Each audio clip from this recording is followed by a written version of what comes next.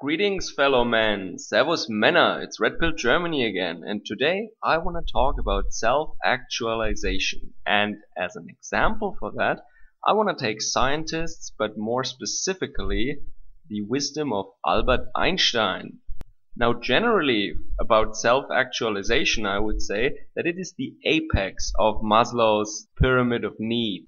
That would mean these are the desires that are left when all the other desires are fulfilled. So you have oxygen, you have water, you have food, you have love, companionship, and self-esteem. So what is left then is basically self-knowledge and knowing your place in the universe and all these things, right? And being a self-reliable, spontaneous, natural human being.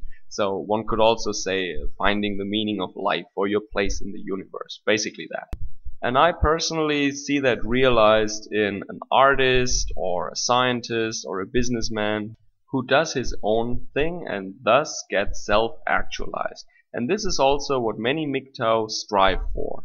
So I would say that a lot of scientists in the early 20th century were totally self-actualized because they wanted to find out what is what in the universe. They discovered relativity and quantum mechanics, for example, and they figured out modern physics, basically, giving us all the nice things that we have today, from GPS to lasers and nuclear power. Also, modern material science and chemistry we owe to these guys.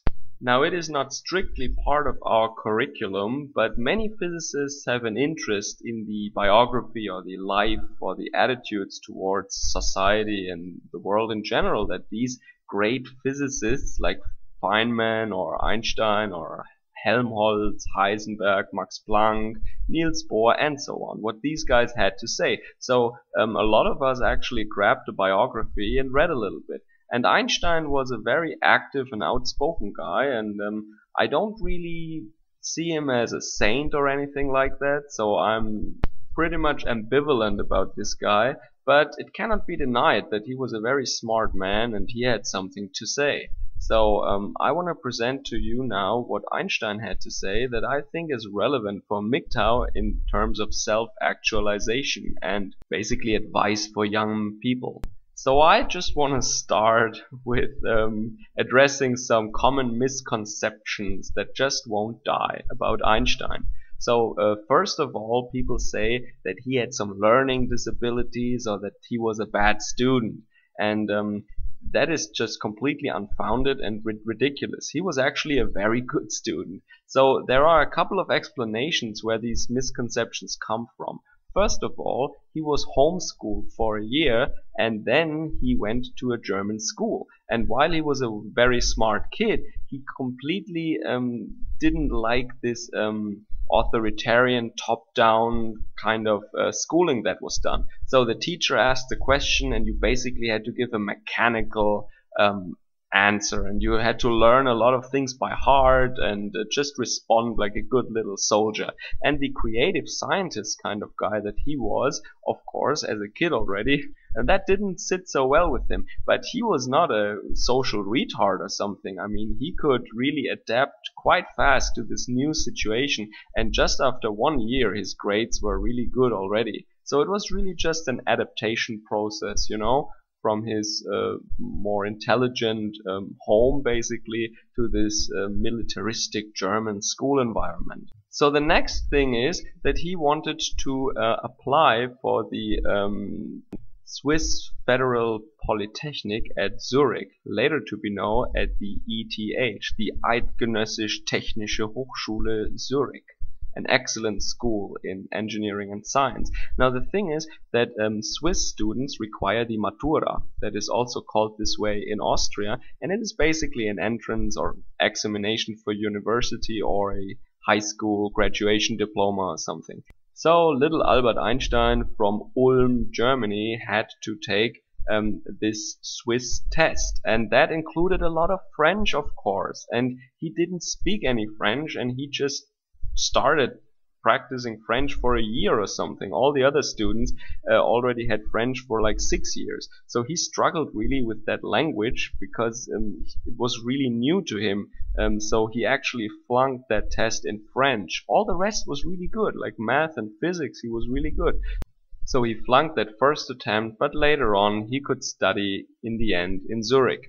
Now the other thing is that he later then emigrated to the US, and of course he was speaking English there, and he really had problems writing in English, and this is why some people thought he is dyslexic. The thing is just that French and German have a really regular pronunciation, so when you can write a word you can also pronounce the word as well. English is very irregular when it comes to spelling, to pronunciation. So he really had problems with that. And even I still struggle with that, even though I read and write a lot in English. So he was already an older man, a middle-aged man, and he had other things to do than learning a language. So he was really not dyslexic because his German writing is excellent. So these are a couple of explanations why people thought that he was somehow autistic or dyslexic or something like that. This is really not true. He was even very successful with the women, people say, and he was a really good violin player. So, but let's look at his early life also. And Maya is his sister, and Telme is one of his fellow students. The text that I'm gonna read to you now describes what they have to say about him. Both Maya and Telme describe a boy who took little interest in boisterous games and, in general, in his peers. A boy who would concentrate patiently on elaborate constructions with building blocks or playing cards, delve into books and tricky arithmetic problems, or play the violin. A sort of glass pane, as he called it many years later, separated him from his fellow human beings. Had such social phobia then been classified as a personality disorder, and had his parents and doctors felt the need to heal the boy by making him conform to some norm, Albert might not have become Einstein. Self-sufficiency, autonomy, a certain shyness, and an extraordinary power of concentration are traits that still characterized the adult scientist. He never felt comfortable with the obligation to deliver addresses and speeches and to mingle with people. The man who attracted women like a magnet attracts fillings, who was not afraid of having more than one love affair alongside his marriage, and who stuck by his friends and lovers in his way, this man nevertheless considered himself a lone wolf. I never belonged to my country, my home, my friends, or even my immediate family with my whole heart. Music was the portal into the place where Einstein sealed his emotions in order to avoid dealing with interpersonal relationships. Although he did not expressly refer to himself when once he suggested that young scientists assume the function, for instance, of a lighthouse guard, we know from many similar statements that the adult Einstein relished solitude, be it in his study, be it on a sailing boat or elsewhere. Yet he had adjusted himself to a certain degree to the requirements of society. It is his certain degree that today's experts are focusing on. While the mature Einstein was obviously a high-functioning member of his society, he nevertheless displayed some peculiarities that did not really fit in. Such peculiarities, however, were tolerated by his fellow men, even considered irrelevant and not abnormal, thus not pathological, thus not in need of a cure.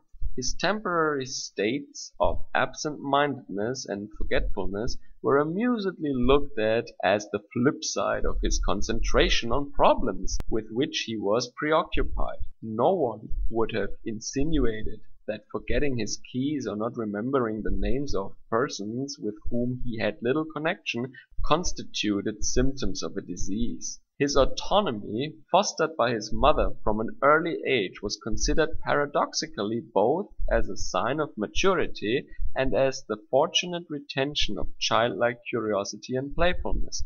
since such independence obviously constituted one of the prerequisites of his exceptional creativity. Its unconventional or inconvenient aspects served as a target only for those who pursued political aims.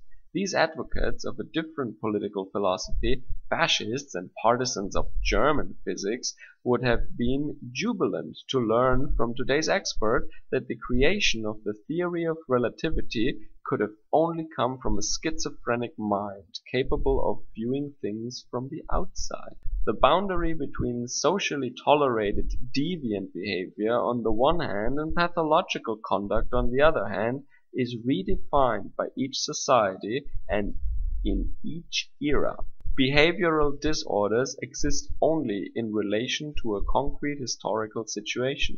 Developmental anomalies are deviations from a norm set at a given time by a distinct social group.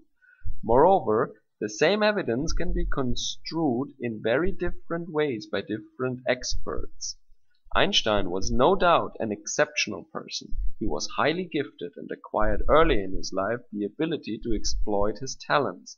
The stimulating milieu of his childhood, an ambitious mother who supported the son's self-reliance, and a counterbalancing and comforting father provided the environment where the child could develop his own personality.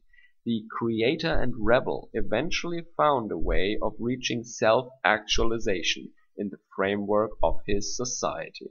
Now what really stuck with me was this suggestion of Einstein that young men should become a lighthouse guard, for example.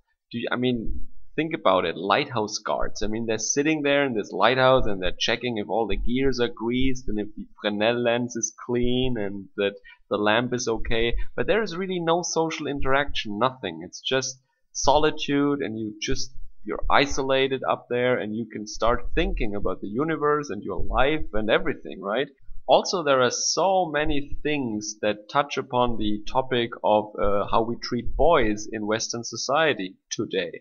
Like if Einstein were alive today, he would probably have been smothered by his mother instead of led to independence and self-reliance. And also he would probably have been drugged or something, or probably people would have said that he has some disorder, right? But back then he was completely accepted and seen as a very gifted boy and a very gifted young man. Now there are a lot of famous quotes of Einstein existing, and I want to read a couple of them to you.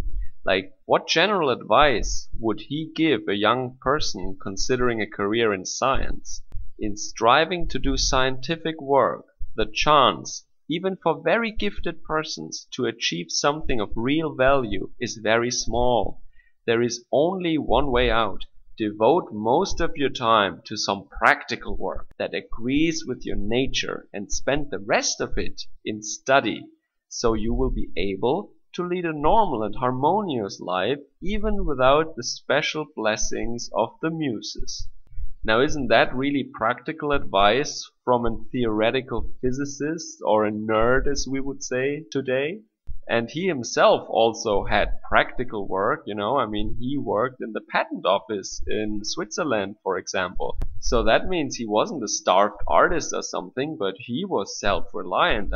He made sure that he can pay his own keep. Then another point is, what does he think is an environment that is most conducive to working successfully in science? There are certain occupations, even in modern society, which entail living in isolation and do not require great physical or intellectual effort. Such occupations as the service of lighthouses and the lightships come to mind.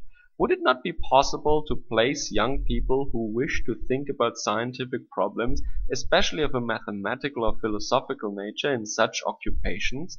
Very few young people with such ambitions have, even during the most productive period of their lives, the opportunity to devote themselves undisturbed for any length of time to problems of a scientific nature. So that really reminds me of Aaron Clary telling young people to work as security guards so that they can spend most of their time actually studying for college while they get paid, And then he also has to say something about what appropriate goals in life are.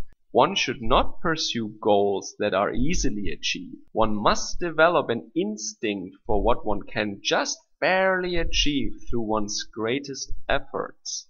So this is also very practical advice that people, when they're still young, should find out what their actual capabilities are, so that you don't shoot for the stars and become frustrated, or that you are not ambitious enough and actually stay below your actual potential.